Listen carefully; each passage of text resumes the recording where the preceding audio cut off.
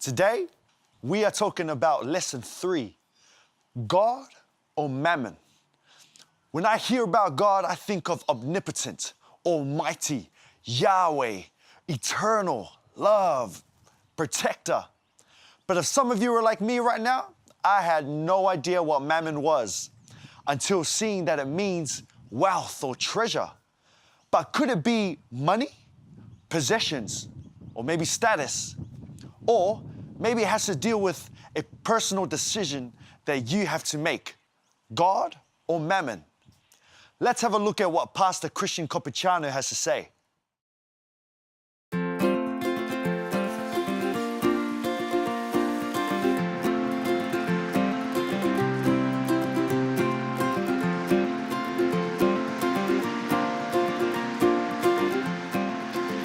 No one can serve two masters, for either he will hate the one and love the other, or else he will be loyal to the one and despise the other. You cannot serve God and Mammon, said Jesus. The word Mammon comes from the Aramaic language of New Testament times. It simply means wealth or profit. So if one is forced to choose between it and God, does that mean that wealth and profit are evil? No. In fact, God himself is described as wealthy, the owner of the cattle upon 1,000 hills. And as for profit, the only injunction against it relates to not making a profit from those down on their luck, as Moses recorded in Leviticus 25, 35 to 37, and also in Proverbs 28:8. In fact, Proverbs praises those who can make a profit in chapter 14, verse 23, and 21, verse 5. So why then would God make us choose between himself and wealth? In fact, he doesn't. The choice is not between having God in your life and having wealth. The choice is about which we serve, for we cannot serve both at once. We know what it means to serve.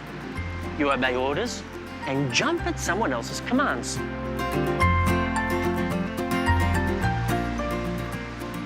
To serve Mammon means your priority is to get and keep stuff for yourself.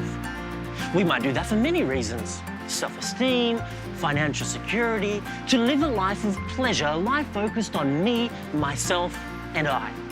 While this provides temporary happiness, scientific studies indicate that long term it leaves us empty and dissatisfied. And what does serving God require of us?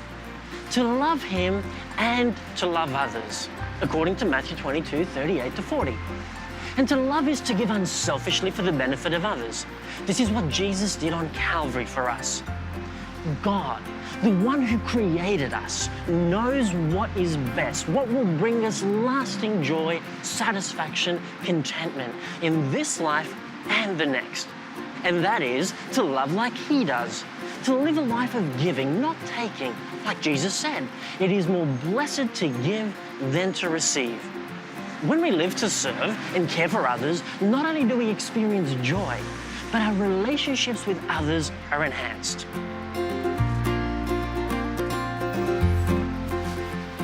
Imagine what our world would be like if everyone focused on service to others.